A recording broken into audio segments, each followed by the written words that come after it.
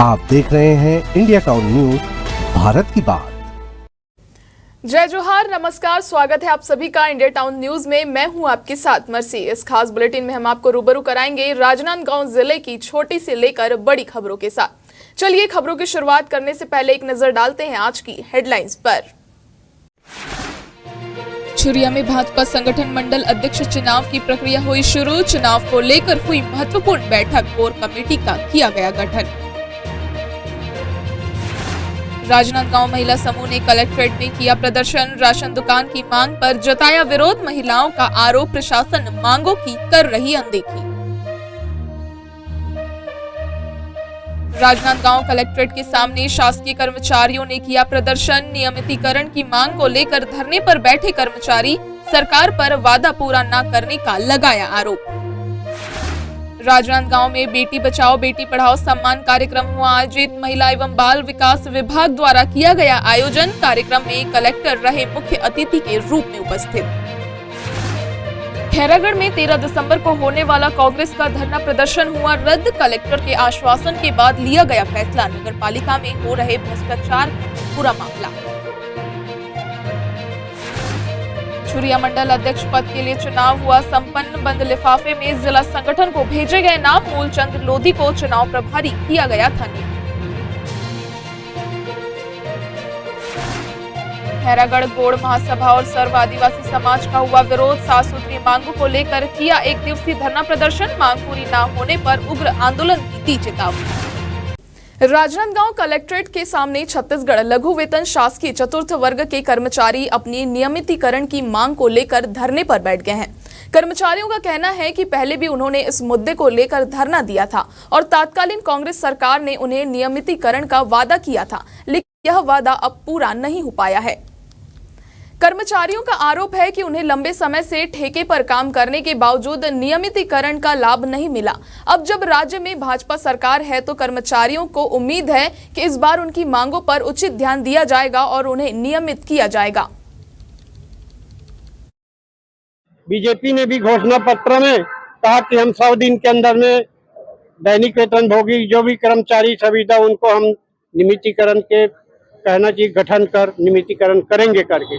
अब बीजेपी की सरकार आने के बाद कई अनेकों ऑफिसों में आदेश आए हैं कि छानबीन समिति बनाओ। छानबीन समिति बना के जो वास्तविक है उनको नियमितीकरण किया जाए करके। आज मतलब कहना चाहिए राजनांदगांव में छानबीन समिति तो बना दिया गया है, लेकिन 2 महीना होने के उपरांत भी आज भी नियमितीकरण का प्रक्रिया जारी नहीं हुआ है। महिला और बाल विकास विभाग द्वारा गांधी सभागृह में बेटी बचाओ बेटी पढ़ाओ सम्मान कार्यक्रम का आयोजन किया गया। इस अवसर पर जिले के कलेक्टर मुख्य अतिथि के रूप में उपस्थित हुए।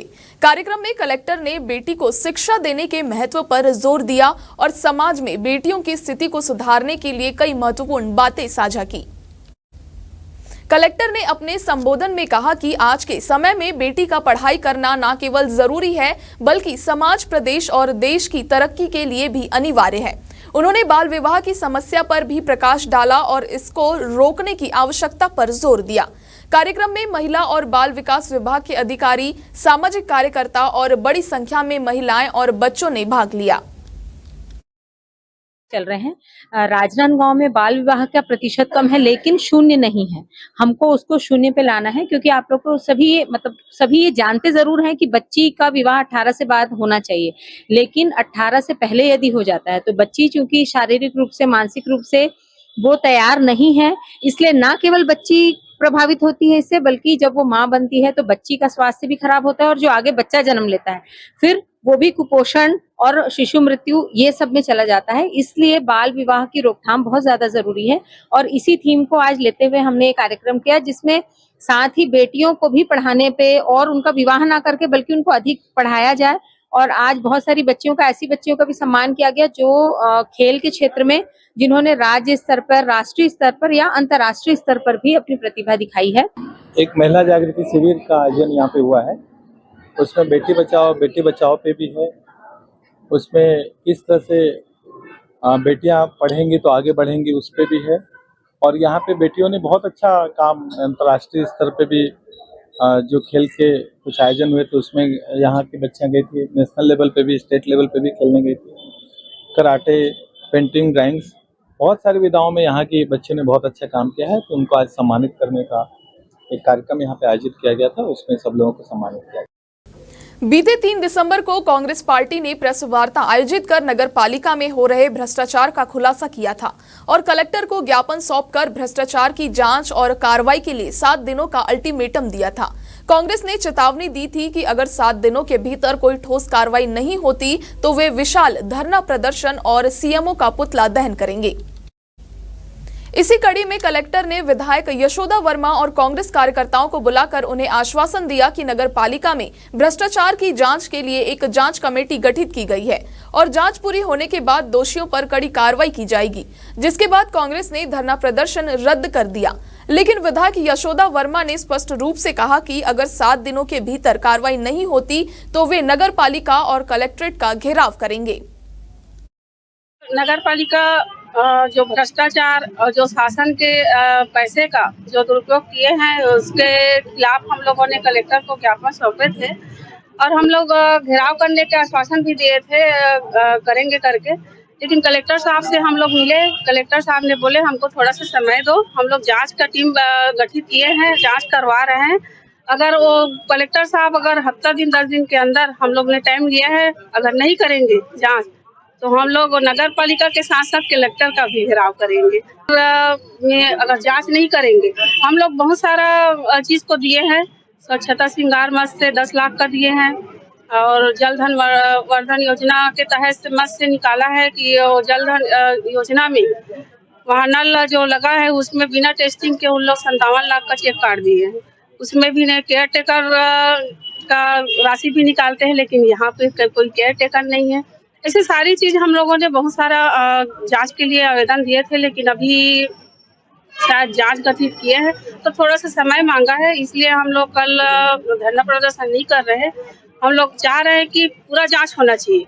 एक सीएमओ के ऊपर ही अभी सस्पेंड तो हुआ है, लेकिन हम चाहते हैं कि उससे मिले हुए सारे अधिकारी और कर्मचारी होगा उसके खिलाफ भी होना चाहिए।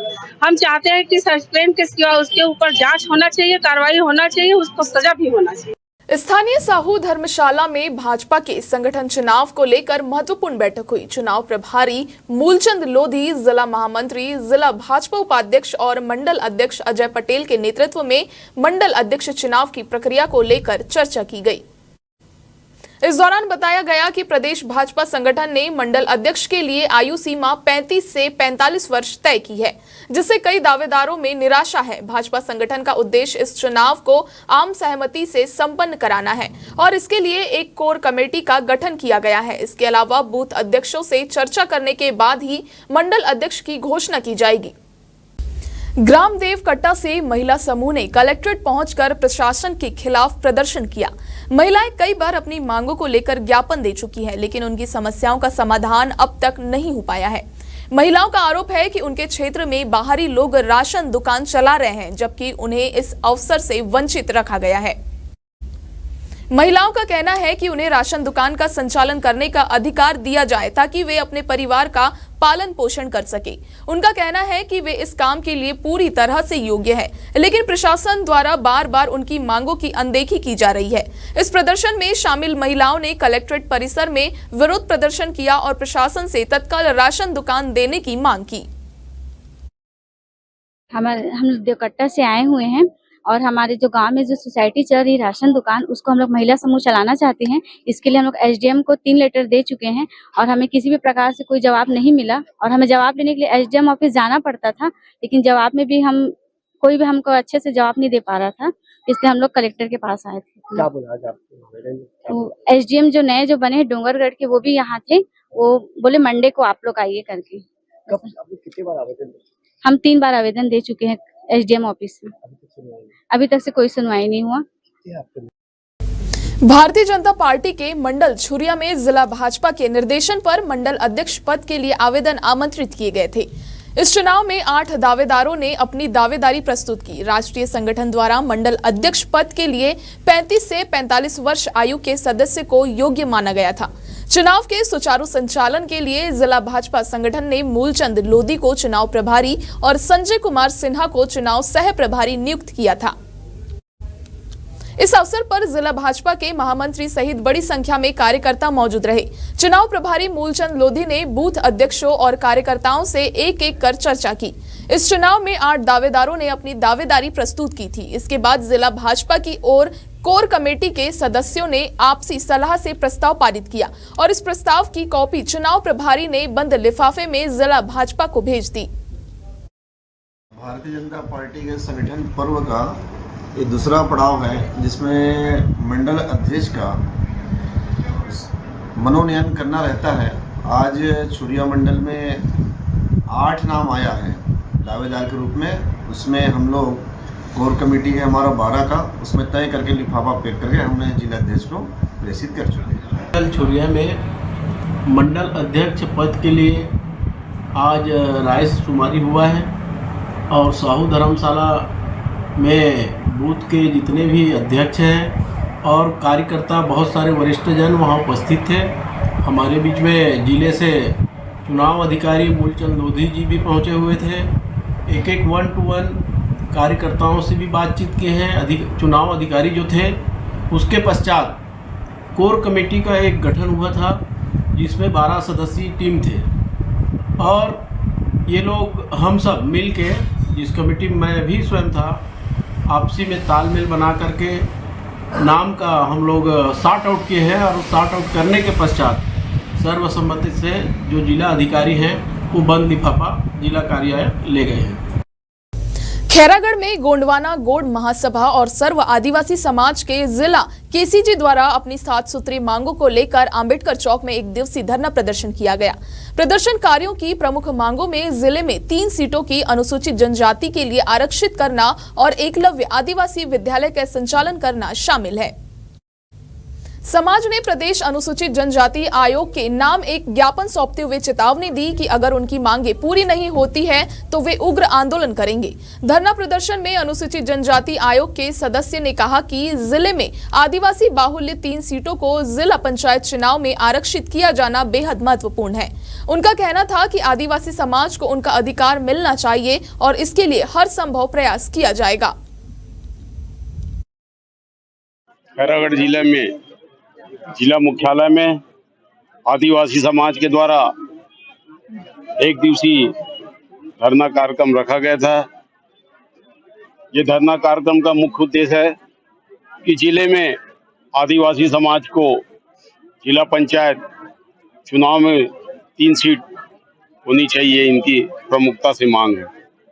तो निश्चित रूप से आदिवासी समाज इस क्षेत्र में बहुलता समाज है, तो निश्चित रूप से जिस वर्ग की जितनी बहुलता है उस हिसाब से उनकी सीट मिलनी चाहिए। ये पंचायती राज अधिनियम में है। आंदोलन का कार्य 1 दिवसीय धरना प्रदर्शन के जो आंदोलन रखा गया है, जिसमें चुनाव को लेकर के आरक्षण और जो हमारा जिला पंचायत क्षेत्र क्रमांक 7 मुढ़ी पार को प्रथम प्रकाशन के आधार पर फिर उसे प्रकाशन के आधार पर रखा जाए और जो हम लोग अवगत करा दिए हैं, अगर हमारा मांग पूरी नहीं हुई तो इस बार बीजेपी और कांग्रेस के जो षड्यंत्रकारी जो नेता हैं वो फिर भुगतने के लिए तैयार है। हम लोग आज का महासभा में भी ये निर्णय लिए हैं कि हमको समाज का बेटा चाहिए, नेता नहीं चाहिए। एक ज्ञापन माननीय मुख्यमंत्री महोदय के नाम से दिया गया है, जिसमें जिला खैरागढ़ चुईखदान गंडई में अनुसूचित जनजाति वर्ग की प्रमुख समस्याओं के निराकरण के बाबत जो है इनके द्वारा जो है ज्ञापन प्रस्तुत किया गया है। उक्त ज्ञापन को जो है माननीय मुख्यमंत्री महोदय के समक्ष जो है कलेक्टर महोदय के द्वारा जो है उनके संज्ञान में लाया जाएगा और इस पर जो है नियमानुसार कार्रवाई की जाए। आज के हमारे खास बुलेटिन राजनांदगांव की खबरों में फिलहाल इतना ही। मुझे दीजिए इजाजत। नमस्कार। आप देख रहे हैं इंडिया टाउन न्यूज, भारत की बात।